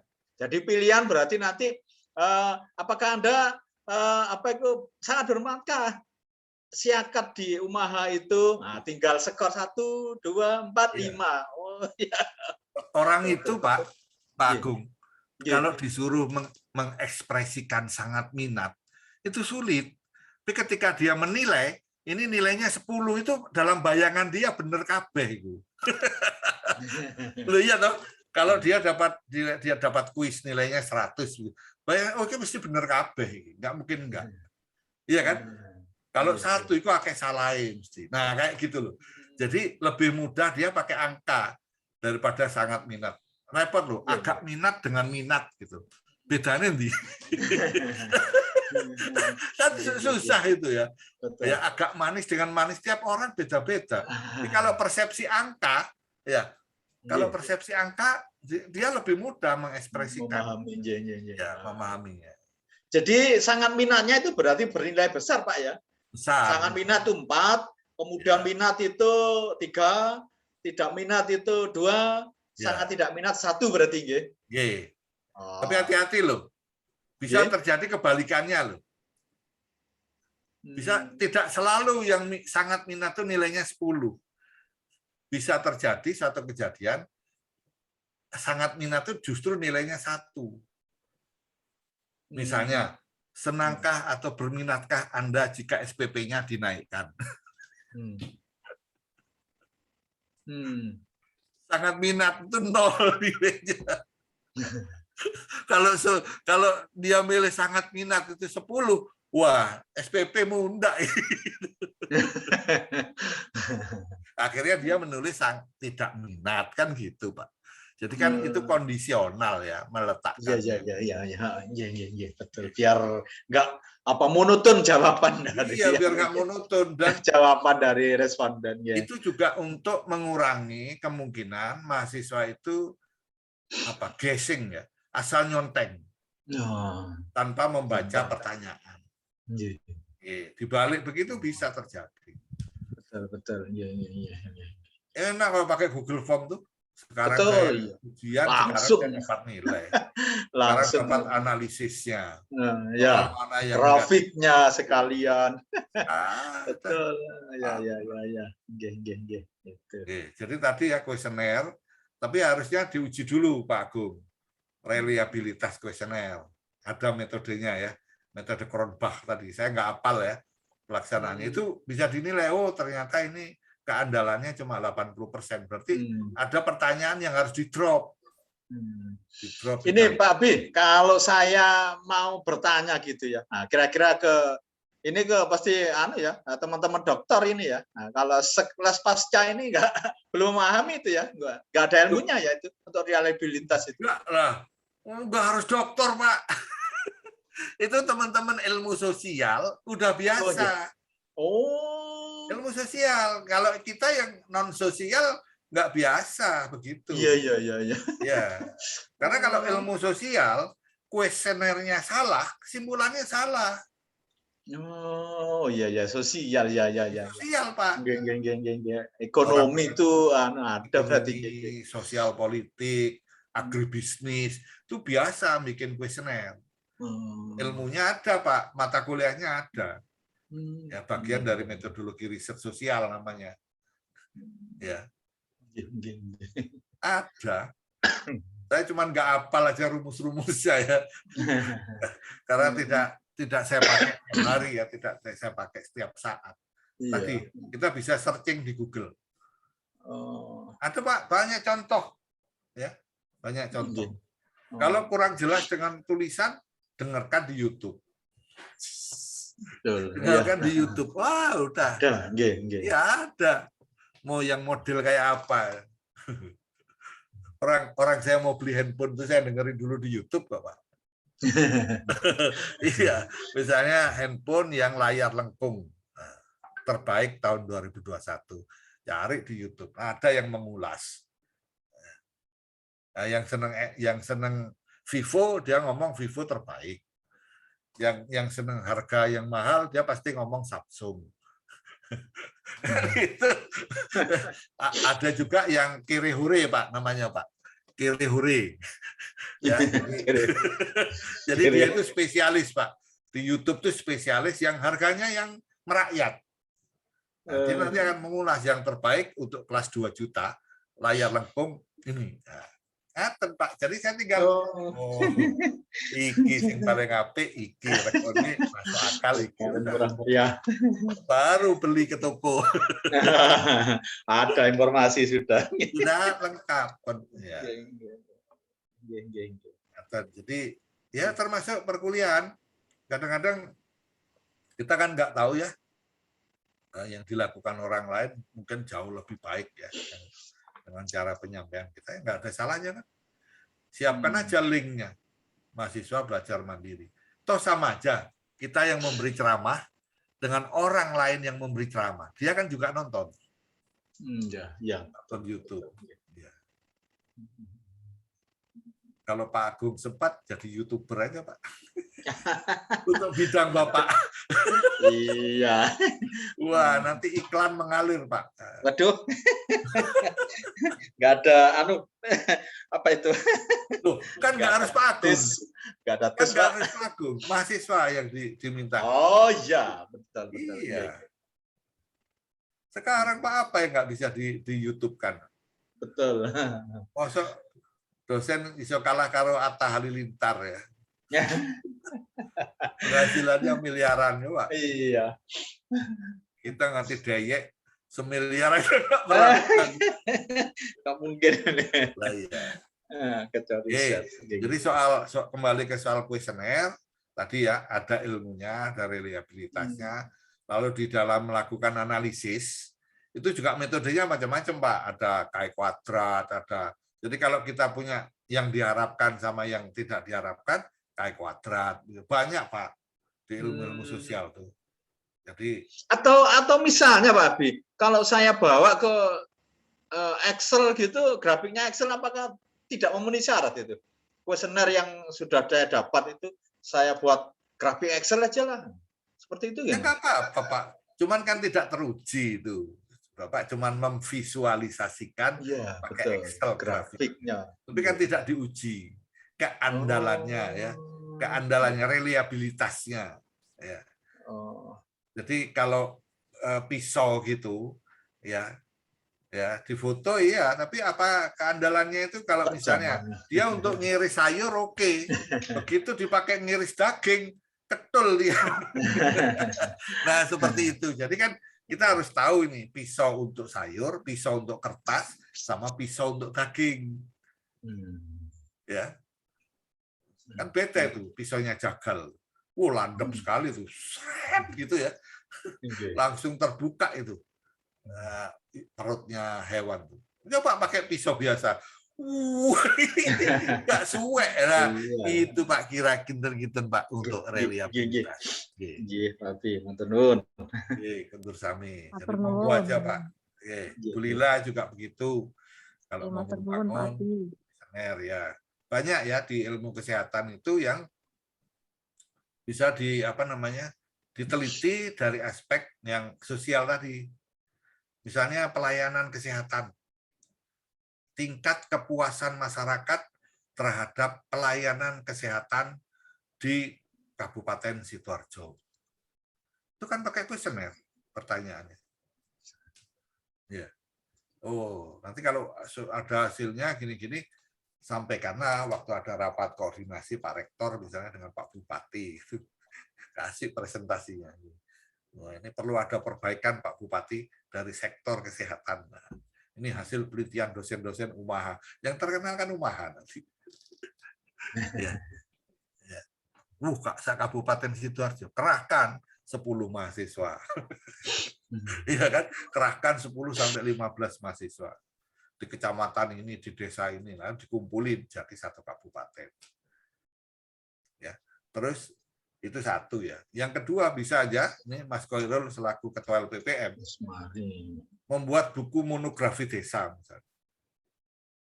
Kalau belum ada loh ya. Bapak saya dulu adalah Ketua LPPM. Ya. Saya juga Ketua LPPM. Bapak saya dulu bikin buku monografi desa. Jadi disiapkan tabel-tabel mahasiswa yang ngisi. Ya. Pak, apa mahasiswa itu kalau ngisi nggak ngawur? Kan tahun depannya dilakukan lagi, ada validasi terus-menerus. Itu nanti serahkan ke Pak Agung, minta Pak Agung bikin software, software di mana Pak Bupati kalau ngeklik berapa sih petani di Sidoarjo ini, klik keluar angkanya, berapa jumlah pohon pisang keluar, di mana saja sebarannya, nilai jualnya tinggi. Iya toh, itu monografi desa. Ingin tahu, ingin membangun SD misalnya, bangunan sekolah. Di mana? Oh ternyata distribusi gedung SD itu adanya di kawasan Sidoarjo Utara. Sidoarjo Selatan tuh sedikit sekali. Atau ya dari mana tahunya? Nah, keluar petanya itu. Iya. Betul. Yang bikin 10 mahasiswa, mungkin 12 mahasiswa ya Pak Agung, sampai jadi. Tawarkan ke Pemda kalau mau beli, kalau enggak ya kalau mau pakai bayar wani piro. Nah, kan ini di tempat saya teman-teman sedang membuat seperti itu untuk yang mau dilakukan itu untuk BLT. Nah, itu dicurigai banyak salah sasaran. Makanya Pak Menterinya kan mau bikin data profil penerima BLT. Itu bisa diakses lewat handphone. Rumahnya di mana, ya komposisi keluarganya di mana, coba itu bermanfaat loh. Ya, bermanfaat itu. Untuk Pemda, untuk negara ini, ya siapa tahu kalau itu terkenal nanti dibeli ya, oleh kementerian sosial, seperti yang dilakukan teman-teman di Unsil itu, cerita waktu itu mau dibeli oleh Kemenak, dia membuat sistem informasi basis. Iya. Saya nggak tahu isinya apa, cuma cerita itu dulu untuk proposal hibah bersaing 3 tahun. Akhirnya jadi software, Pak. Seperti itu. Banyak ya. Pak Agung nggak usah khawatir kekurangan. Iya, Pak. Riset 10 tahun aja, tahun ke-10 hasilnya itu sudah luar biasa. Betul. Sak Jawa Timur. Tapi kita loh, Pak, kalau mikir itu sudah kalah dengan teknologi yang ada. Misalnya dulu berangan-angan, wah kita sekarang coba mau membuat sistem informasi jalan gitu. Nah, kita sudah, sudah kita buat, ya lah, Google ada, sudah map itu Google Map tahun 15 tahun yang lalu lah. Ya lah Google. Terus kita mau buat ini termasuk smart fishing. Nah, informasi kita sudah ngajukan. Coba-coba saya browsing, lihatlah, apa itu DKP itu sudah punya mana? Nah, itu ada yang keliru Pak Agung. Mestinya kan milang-miling dulu. Iya, harusnya. Apa yang sudah dilakukan orang, terus apa yang belum? Iya. Ya. Sekarang kalau contoh smart city, ya. Betul. Wah di luar sana sudah enggak karu-karuan kan? Di negara kita sampai mana? Lah kan ada gap. Iya. Loh, di Indonesia yang turun ngono. Nah itu yang kita pikirkan dan cepet Pak. Ingat loh ya, kalau untuk teknologi informasi, kalau kita itu nggak cepet, ya kalah duluan. Kalah duluan. Iyalah. Makanya tadi untuk dosen-dosen tertentu, ilmu sosial, ilmu IT, itu kalau dosennya nggak seneng baca, terlambat nanti mahasiswanya udah ngerti duluan. Lebih pintar mahasiswanya jadi. Lebih ngerti mahasiswa. Iya. Lebih ngerti mahasiswa karena dia langsung mempraktekkan. Sementara dosennya bertahan dengan buku yang dulu-dulu. gitu. Akibatnya udah nggak laku Pak itu. Terus diketawain di belakang. Jadi menurut saya Pak Agung jangan terus karena begitu lalu berhenti ya. Nah, ada yang keliru menurut saya. Ada yang keliru ketika Pak Agung menetapkan suatu rencana kegiatan.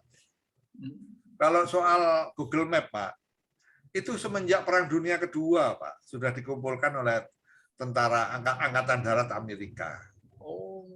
Mereka mengumpulkan dari foto Pak. Jadi ketika mau menyerbu ke Jawa, dia mengumumkan siapa yang punya foto-foto di Jawa, tolong diserahkan ke Angkatan Darat Amerika. Foto Pak, foto, rekaman film apapun, lalu disusun. Lalu ketemu profil Madiun itu kayak gini, ada restoran ini, ada itu Pak. Angkatan Darat Amerika. Jepang juga melakukan hal yang sama. Ya. Jepang itu dulu misalnya menaruh seorang perwira disuruh jualan areng. Lalu bisa-bisanya ya jualan areng itu nyumbang pompa Dragon. Ya. Orang nggak sadar waktu padahal ketika diperhatikan tangkainya pompa Dragon itu mengarah Surabaya, Pak. Jadi ketika tentara Jepang turun mendarat di Banyuwangi, dia tahu Surabaya di mana. Lihat aja tangkai Dragon itu. Nah itu Pak, spionase Pak. Betul. Ya. Lalu iya, saya beberapa kira-kira 15 tahun yang lalu juga pernah browsing loh. Kok Inggris itu ada data desa Indonesia di webnya Inggris, buat apa? Saya pikir Inggris loh. Itu buat apa daftar desa Indonesia? Sekarang sudah nggak ada kan, tapi pasti sudah masuk database itu sudah daftar desa masalah. Jadi ada banyak ya sebetulnya yang bisa kita lakukan ya. Yang pasti Pak, kalau Bapak mau ini kaitkan dengan kekayaan sumber daya hayati kita Pak. Ya. Mendeteksi misalnya mikroba yang adanya di kawasan tropika, di kawasan subtropika nggak ada.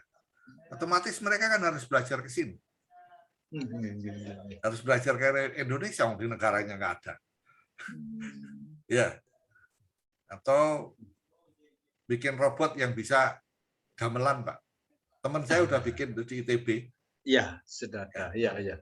Doktornya dia adalah bikin robot yang bisa nabuh gamelan. Barangkali nanti ada 40 robot, gendingan dah. Waktu mantenan robot semua. Iya. Nah, oh iya, nun sewu Pak Abi. Nah, ini mumpung ingat saya. Nah, Pak Abi kan pertanyaan gitu. Nun sewu, saya pernah baca artikel bahwa rumput laut nih, Pak. Rumput laut itu bisa dibudidayakan di tambak. Nggak tahu di mana tempatnya. Nah, kira-kira itu layak apa enggak, Pak? Kalau iya, ini saya mau usulkan ini. Smart City-nya Surabaya, Sidoarjo ini kan belum ada itu. Nah, mungkin ada nggak kira-kira itu? Mungkin enggak, Pak? Pertanyaannya adalah rumput lautnya mau dikonsumsi atau sekedar untuk mengabsorb logam berat. Kalau untuk dikonsumsi nggak layak, Pak. Karena kalau dikonsumsi itu kan mendaur ya, memindahkan logam berat dari tanah bekas tambang atau itu apa buangan atau apa ke manusia kan dosa Pak. Bukan tambak Pak, tambak ikan. Tambak, ya. Kalau tambak sih nggak ada pencemaran nggak apa-apa Pak. Kira-kira mungkin nggak Pak itu ya kalau rumput laut ditambak? Prinsipnya di dunia ini nggak ada yang tidak mungkin Pak ya. Pohon yang di kawasan tropika secara teori nggak mungkin tumbuh di kawasan subtropika secara teori. Tapi kemudian orang membangun rumah kaca kan? Oh iya. Sama bisa tertanam. Rumput laut adanya di habitatnya di laut. Ya, ketika mau ditambak, nah salah satu yang akan jadi faktor penentu adalah salinitas air. Sirkulasinya. Salinitas, kegaraman. Oh. Kegaraman kan dia hidupnya di laut. Iya. Ya, kegaraman, suhu, alunan ombak, barangkali itu mempengaruhi. Nah, ketika ditaruh di tambak, nah kalau salinitasnya naik, ikannya nanti gimana? Kan gitu, Pak. Bukan, rencana karena sudah jenuh kayaknya ini. Apa bandeng di Sidoarjo itu juga ada enak kan? Rasanya bau tanah, Pak ya. Nah, mungkin barangkali dan mahal loh, lebih mahal loh rumput laut, Pak, daripada bandeng itu. Ya, bandengnya itu ada yang salah itu pasti kalau bau tanah. Yang banyak itu bau kapor itu udah. Kalau bau tanah kan malah disenengi, Pak. Ya Pak, kalah dengan dari Lamongan itu kan enggak itu. Iya, dari Semarang, dari iya. Sirkulasi lumpur ininya nggak diperhatikan. Oh, gitu. Cuman tambaknya, ya. Sehingga lalu akhirnya ya bau, airnya itu bau lumpur. Nah, tiap hari ikannya bernapas di lumpur situ ya otomatis baunya tanah ya. Bau tanah. Saya pernah ke Makassar makan ikan di situ bau kaporit. Saya protes ke restorannya. Oh, Makassar padahal laut itu ya, dekat laut ya. Oh. Jadi monggo aja dicoba, Pak. Budidaya rumput laut ditambak. Bikin kecil-kecilan dulu. Ya, jangan langsung ngajukan proposal. Nyoba dulu kecil-kecilan. Oh, ternyata bisa. Nah, baru ajukan proposal untuk apanya diatur supaya produksinya tinggi. Nah, gitu. Rasanya sama enaknya. Atau mungkin jenis rumput lautnya berbeda. Ya. Coba dicari jenis-jenis rumput laut yang adaptif terhadap lingkungan, misalnya gitu, Pak Agung. Kalau itu Pak bisa, itu banyak yang informasi IT itu bisa masuk di sana. Sensor garam bisa, Pak. Sensor itu masuk semua itu. Ilmu di sana itu. Nanti kan itu istilahnya budidaya rumput laut berbasis IoT kan itu. Ya, betul lah itu maksudnya. Sebenarnya itu akhirnya jadi masuk itu. Iya. Betul. Bisa. Terus nanti rumput lautnya itu ditaruh di kayak keranjang gitu ya. Terus tinggal tekan tombol waktu panen sendiri dia. Udah ngangkat, datang air nyemprot untuk bersih. Srot gitu. Iya. Taruh. Jadilah tambak modern. Iya, betul. Jadi kan bukan hanya pesantren modern kan? Ada tambak modern. Modern. Jadi konsultan nanti, Pak. Iya. Saya pikir gitu, Bu Ratna, yang lain-lain. Jangan lupa ini makin kritis, waktunya makin dekat. Yang belum segera, dan yang sudah ya segera untuk menyerahkan ke LPPM hasilnya, hasil reviewnya. Karena nanti yang di Monet LPPM selaku peminta data sering. Ya, kalau saya melaporkan apa yang saya terima, apa yang saya lakukan. Oke. Loh, Pak, ini begitu berarti nanti kan kita perbaiki, terus yang diperbaiki itu kan yang diserahkan ke LPPM. Ya, serahkan saya juga as soon as possible. Oke. Ini kebetulan ini tempat saya hujan. Kalau hujan itu seringkali listrik mendadak mati. Jadi mumpung belum mati, ya, ini saya pikir saya akhiri aja dulu, ya. Besok insya Allah untuk artikel pengabdiannya saya, Pak, insya Allah. Oke, sip. Yang penting 15 ini target. Nggih, 5. Nggih, matur nuwun. Nggih, monggo ditutup aja, Bu. Nggih. Pak Ibad mau ngendikan sesuatu mungkin? Ini Pak Ibad jam 1 juga di Monev ini, Pak Ibad. Sampun, Bu Ratna. Oh, sudah mau di Monev. Jam 1 nanti. Yang Monev siapa, Mas? Yang Monev siapa? Belum tahu, Pak. Oh, belum tahu. Besok rumah bagiannya jam pukul 9. Nggih. Oh, alhamdulillah. Baik-baik ke orangnya, tenang aja. Nanti saya sebut password Pak Abi begitu. Nggak usah. Kalau saya jelek, omongkan jelek ya. Nggak usah ditutup-tutupi kurangnya apa supaya kami juga tahu ya. Kalau monggo Bu Ratna.